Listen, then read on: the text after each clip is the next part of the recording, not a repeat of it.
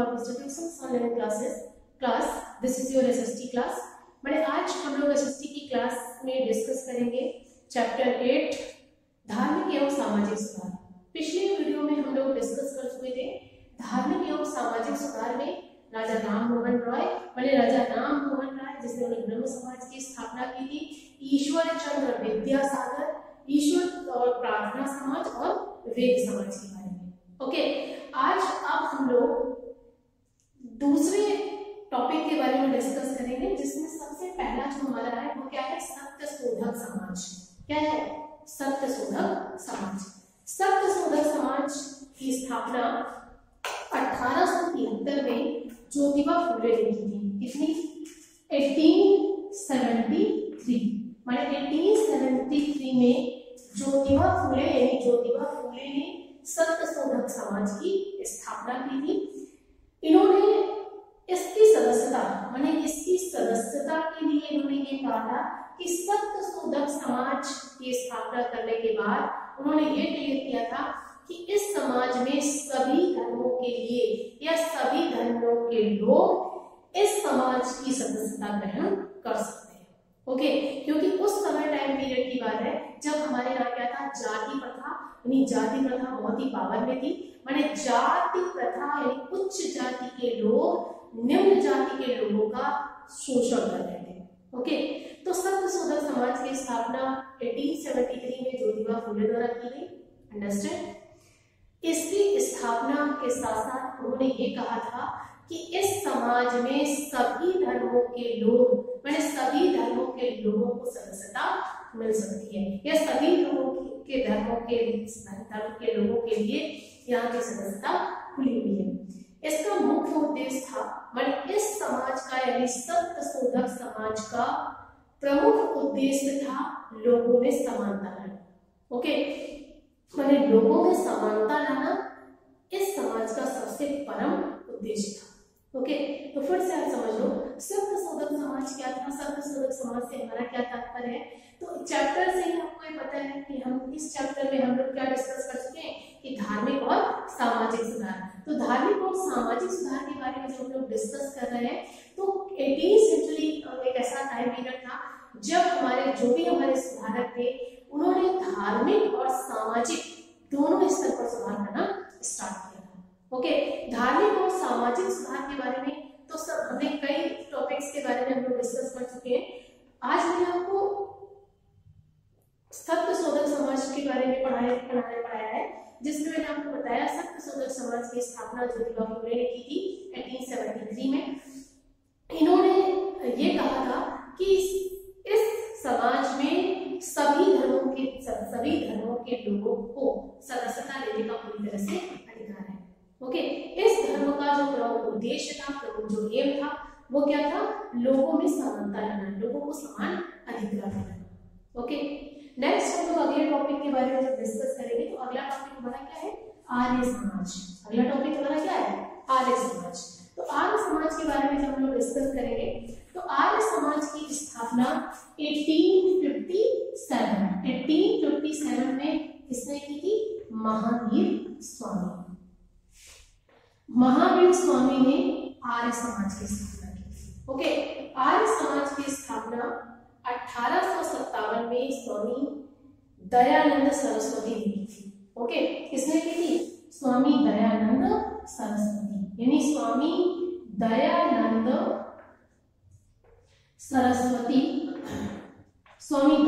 सरस्वती ने आर्य समाज की स्थापना 1857 में की थी। इन्होंने सबसे बड़ा जो काम किया था वो क्या किया था कि विधवा पुनर्विवाह के लिए बहुत सारे कार्य किए थे। मैंने इनका भी मानना था कि हमारे इंडिया में सबसे बड़ी जो बुराई है वो क्या है? सती प्रथा है। सती प्रथा का अंत करने के बाद जो भी हमारे समाज सुधारक थे उन्होंने विधवाओं को यानी विधवाओं की स्थिति में सुधार लाने के लिए विधवा पुनर्विवाह पर जोर दिया था। ओके, तो स्वामी दयानंद सरस्वती ने क्या किया था? आर्य समाज की स्थापना की थी। कब? 1857 में स्वामी दयानंद सरस्वती ने। इन्होंने विधवा पुनर्विवाह पर भी काफी कार्य किया था। ओके, नेक्स्ट अगले टॉपिक के बारे में हम लोग डिस्कस करेंगे। तो अगला टॉपिक हमारा क्या है? रामकृष्ण मिशन। रामकृष्ण मिशन के बारे में हम लोग डिस्कस करेंगे। तो रामकृष्ण परमहंस कौन थे? विवेकानंद के गुरु थे। माने रामकृष्ण परमहंस विवेकानंद के गुरु थे। इन्होंने कई धार्मिक और सामाजिक दोनों तरह के सुधार किए थे। रामकृष्ण परमहंस कौन थे? विवेकानंद के गुरु थे। इन्होंने भी हमारे समाज में कई धार्मिक और सामाजिक सुधार किए थे। इन रामकृष्ण मिशन जो था वो विवेकानंद द्वारा स्टार्ट किया गया था।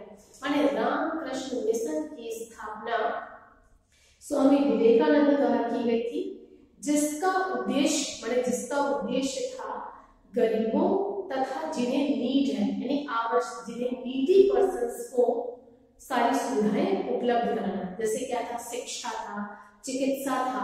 तो इन सुविधाओं को उपलब्ध कराने के लिए स्वामी विवेकानंद ने रामकृष्ण मिशन की स्थापना की थी। ओके, रामकृष्ण मिशन की स्थापना 1897 में हुई थी। माने रामकृष्ण मिशन की स्थापना कब हुई थी? 1897 ईस्वी में, 1857 यानी 1857 माने 1857 में 1897 माने 1897 में रामकृष्ण मिशन की स्थापना हुई थी, जिसका उद्देश्य क्या था? गरीबों को, बीमारों को तथा अशिक्षित व्यक्तियों को सुविधाएं प्रदान करना। ओके, जो विवेकानंद द्वारा अपने गुरु के नाम पर स्टार्ट हुई थी। ओके, विवेकानंद द्वारा इसे स्थापित किया गया था। यह मिशन सामाजिक कार्यों के लिए पूरी तरह से तत्पर था। माने इस मिशन का जो उद्देश्य था वो सामाजिक कार्यों को करना था।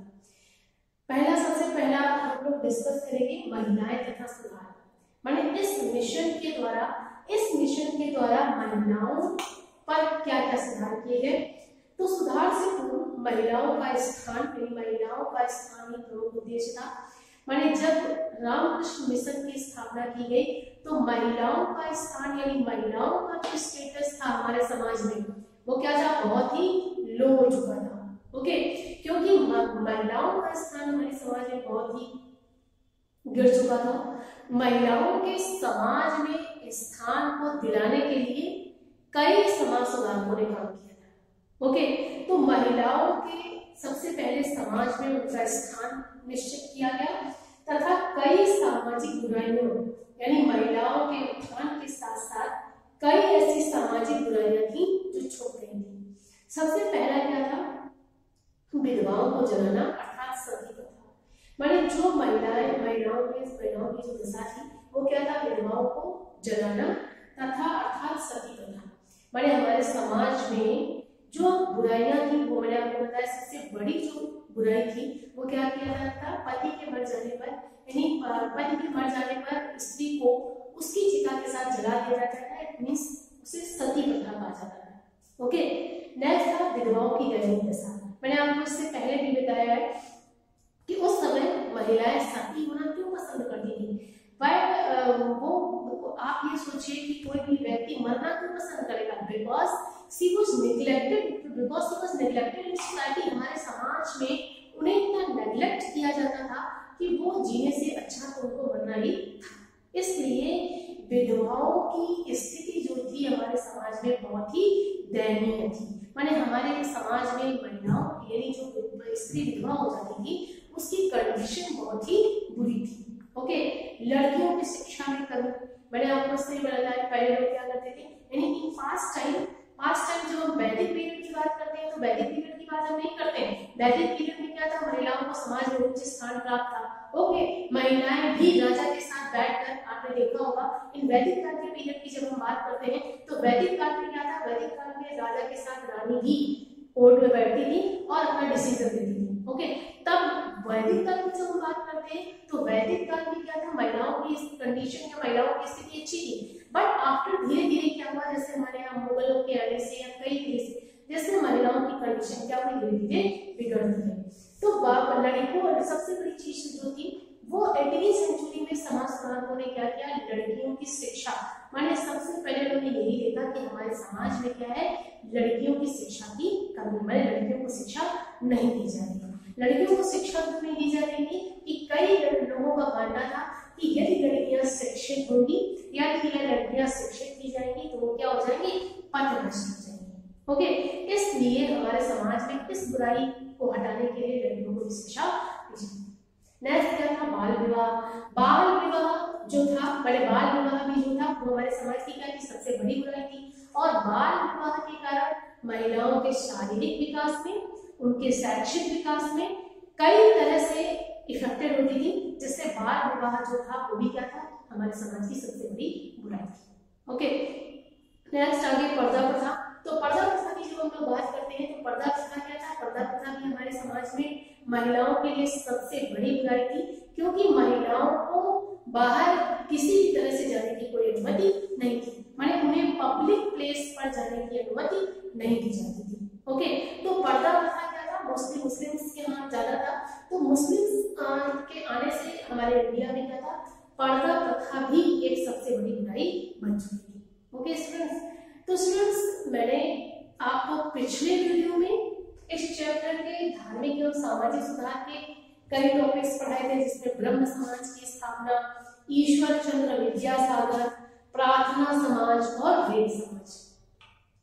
और आज हम लोगों ने कई टॉपिक जैसे सत्य शोधक समाज, आर्य समाज, रामकृष्ण मिशन, ओके, और महिलाएं तथा उनके सुधार के बारे में डिस्कस किया है।